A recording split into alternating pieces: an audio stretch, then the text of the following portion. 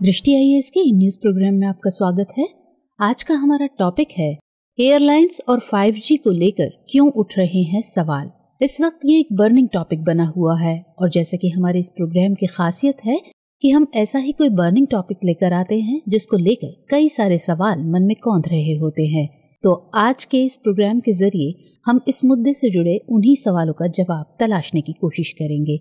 तो क्योंकि ये चर्चा का मुद्दा बना हुआ है तो इसलिए खबरों में है, तो हमने जो खबर रेफरेंस के लिए ली है वो द हिंदू की खबर है 5G roll out, Boeing clears air India's US flights. तो चलिए पहले हम अपने डायमेंशंस पर नजर डाल लेते हैं, उसके बाद इस खबर को हम विस्तार से समझेंगे। तो डायमेंशंस रहेंगे खबर क्या है, खबर देख ली, आगे इसको विस्तार से समझेंगे और फिर समझेंगे जिस मुद्दे की हम बात कर रहे हैं आखिर ये मुद्दा या मामला पूरा है क्या। फिर बात करेंगे एयरलाइंस बनाम 5G की और एयरलाइंस को कैसे प्रभावित करता है 5G, इस पर नजर डालेंगे, इन सवालों का जवाब तलाशने की कोशिश करेंगे और फिर आगे की राह क्या हो सकती है ऐसे में उस पर बात करते हुए निष्कर्ष पर जाएंगे। और फिर पूरे कंटेंट को लेकर हमने जो आपके लिए अभ्यास के लिए प्रश्न बनाया है वो रहेगा। चलिए अब खबर को विस्तार से समझते हैं। तो खबर यह है कि एयर इंडिया ने कहा है कि B777 के यूएसए में उड़ान भरने के मामले को सुलझा लिया गया है और अमेरिका में 5G रोल आउट की चिंताओं के बीच एरोस्पेस निर्माता बोइंग ने एयरलाइन के B777 विमान को अमेरिका के लिए उड़ानों के लिए मंजूरी दे दी है, जिसके बाद पहली उड़ान आज सुबह जॉन एफ कैनेडी के लिए रवाना हुई। अमेरिका के अलावा इसकी अन्य उड़ानों में शिकागो और सैन फ्रांसिस्को की उड़ानें शामिल हैं। दरअसल एयर इंडिया द्वारा ये निर्णय FAA यानी यूएस फेडरल एविएशन एडमिनिस्ट्रेशन द्वारा मंजूरी दिए जाने के बाद आया है, जिसमें बोइंग 777 सहित अधिकांश बोइंग कंपनी और एयरबस SE मॉडल शामिल हैं। दरअसल इससे पहले एयर इंडिया ने यूएसए के लिए 8 से अधिक उड़ानें रद्द कर दी थी। तो खबर ये थी। अब आइए समझते हैं कि ये पूरा मुद्दा या मामला है क्या। अमेरिका ने हाल ही में नई C-band 5G सेवाओं के संचालन की शुरुआत कर दी है, जिसके चलते कई उड़ानों को रद्द कर दिया गया था।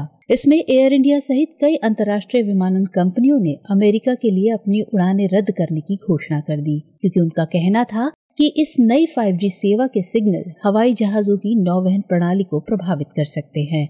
इस मामले में FAA ने चेतावनी देते हुए कहा था कि 5G से विमानों के इंजन और ब्रेकिंग प्रणाली प्रभावित हो सकती हैं, जिससे विमान को रनवे पर रोकने में दिक्कतों का सामना करना पड़ सकता है। इस मामले में FAA को पत्र लिखकर चिंता भी जताई गई है। फेडरेशन ऑफ इंडियन पायलट्स यानी FIP द्वारा इन 5G वायरलेस सिग्नल्स के संभावित प्रभावों पर चिंता व्यक्त करते हुए एक पत्र भी लिखा गया था। इसके अलावा बोइंग और एयरबस द्वारा भी दिसंबर में अमेरिकी परिवहन सचिव पीट बटिगिएक को एक संयुक्त पत्र के जरिए 5G इंटरफेरेंस के चलते विमानों की सुरक्षित रूप से संचालन क्षमता पर प्रतिकूल प्रभाव संबंधी चिंता जाहिर की गई थी। तो ये पूरा मामला था। आइए अब जानते हैं एयरलाइंस बनाम 5G क्या है। दूरसंचार कंपनियों वेरिजोन और AT&T ने हवाई अड्डों के पास 5G को प्रतिबंधित करने पर सहमति व्यक्त की थी, क्योंकि एयरलाइंस ने चेतावनी दी थी कि इससे विमानों के संचालन में संभावित दिक्कतें आ सकती हैं। कंपनियों ने तर्क दिया था कि C-band 5G को विमानन हस्तक्षेप के मुद्दों के बिना लगभग 40 अन्य देशों में तैनात किया जा चुका है। हालांकि दूरसंचार विशेषज्ञों का कहना है कि 5G से एल्टीमीटर्स के लिए बहुत कम या कोई जोखिम नहीं है।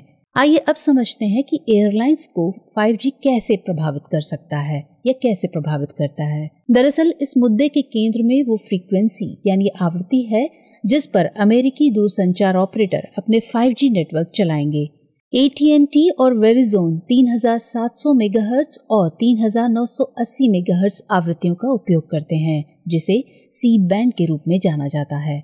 इसके तहत 5G नेटवर्क के लिए C-band स्पेक्ट्रम का उपयोग किया जा रहा है, जिससे विमान के रेडियो एल्टीमीटर्स में हस्तक्षेप या बाधा आ सकती है। विमानन उद्योग की चिंता ये है कि ये आवृत्ति बैंड 4.2 गीगाहर्ट्ज से 4.4 गीगाहर्ट्ज के बहुत करीब हैं, जो विमानों के उपकरण और संचार के लिए उपयोग की जाती हैं, विशेष रूप से रडार अल्टीमीटर के रूप में जाने जाने वाले उपकरण में। एल्टीमीटर विमानों में एक महत्वपूर्ण भूमिका निभाते हैं, जिससे पायलट्स को जमीन से ऊपर एक विमान की ऊंचाई और अन्य वस्तुओं से इसकी दूरी निर्धारित करने में मदद मिलती है। कुछ विमानों में अल्टीमीटर रीडिंग को सीधे स्वचालित सिस्टम में फीड किया जाता है, जो पायलट्स के इनपुट के बिना कार्य कर सकता है। 5G के ये सिग्नल्स हवाई जहाजों की नौवहन प्रणाली को प्रभावित कर इंजन और ब्रेकिंग प्रणाली में बाधा उत्पन्न कर सकते हैं, जिससे विमान को रनवे पर रोकने में भी दिक्कत आ सकती है।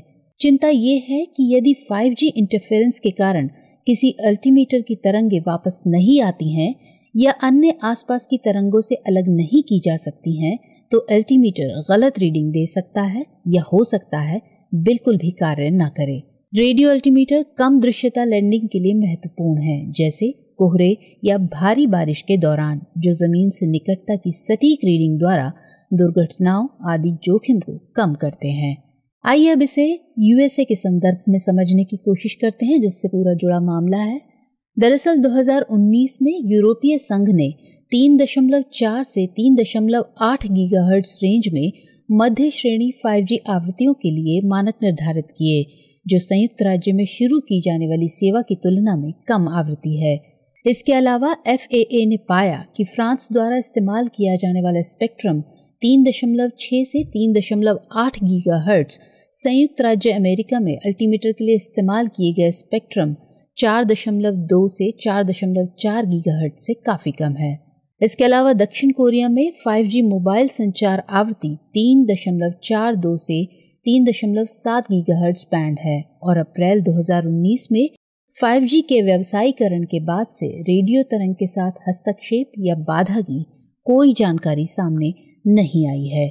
सेलुलर दूरसंचार उद्योग संघ यानी CTIA की रिपोर्ट के मुताबिक जापान ने देश में 4100 मेगाहर्ट्ज तक 5G बेस स्टेशन तैनात किए हैं और इससे विमानन सेवाओं में कोई हस्तक्षेप नहीं है।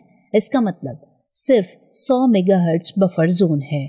आइए अब इसको जानने की कोशिश करते हैं कि क्या भारत का 5G प्लान भी इससे खतरे में है।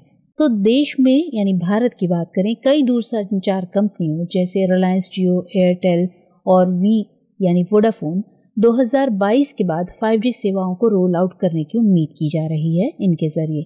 और इस समय भारत की योजनाओं के प्रभावित होने की संभावना नहीं है, क्योंकि भारतीय दूरसंचार ऑपरेटरों द्वारा उपयोग किए जाने वाले रेडियो वेव्स के बैंड अमेरिकी सी बैंड से आगे हैं, जिनका मतलब है हस्तक्षेप से बचने के लिए एक बड़ा बफर जोन होगा। अब ऐसे में आगे की राह क्या हो सकती है? तो एयरलाइन उद्योग रेडियो अल्टीमीटर के लिए नए मानकों पर काम कर रहा है, जो 5G हस्तक्षेप और अन्य मुद्दों को संबोधित करेगा। इसके अलावा कंपनियां हवाई अड्डों के पास 5G सिग्नल की दिक्कत को कम कर सकती हैं या एंटेना को ऐसे तरीकों से पुनर्निर्देशित कर सकती हैं जो विमानों पर उनके प्रभाव को सीमित या समाप्त कर सकें।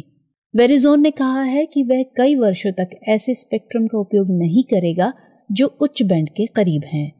वेरिज़ोन और AT&T इस प्रकार के हस्तक्षेप के जोखिम को कम करने हेतु 6 माह के लिए USA में लगभग 50 हवाई अड्डों में बफर जोन के लिए सहमत हुए हैं, जैसे कि फ्रांस में उपयोग किए जाते हैं। आइए अब इस पूरे मुद्दे का निष्कर्ष समझते हैं। तो दुनिया भर के कई ऐसे देश सी बैंड 5G को इस तरह से तैनात कर रहे हैं जिसमें रडार अल्टीमीटर के साथ हस्तक्षेप का जोखिम बहुत कम है। इसके अलावा कई देशों द्वारा 5G और रडार अल्टीमीटर के बीच आवृत्ति स्पेक्ट्रम अंतर बढ़ाया जा रहा है। महामारी के बाद की दुनिया में कनेक्टिविटी एक और भी ज्यादा महत्वपूर्ण मुद्दा बन गई है और अर्थव्यवस्था के लिए एक बड़ी संपत्ति है। ऐसे में यह आवश्यक है कि देश के पास वायरलेस कनेक्टिविटी की बढ़ती मांगों को पूरा करने के लिए आवश्यक स्पेक्ट्रम हो, लेकिन सुरक्षा का मुद्दा भी अहम है। आइए अब नोट करते हैं आज का सवाल। अल्टीमीटर क्या है? ये तकनीक किस प्रकार उड्डयन उद्योग और अमेरिका में 5G रोल आउट के बीच संघर्ष उत्पन्न करती है? तो पूरे कंटेंट को समझते हुए, इस प्रश्न को समझते हुए इसका उत्तर 250 शब्दों में लिखने की प्रैक्टिस कीजिएगा। तो आज के सेशन में इतना ही। मुलाकात होगी अगले सेशन में किसी नए बर्निंग टॉपिक के साथ। तब तक के लिए स्वस्थ रहिए, सुरक्षित रहिए। जय हिंद।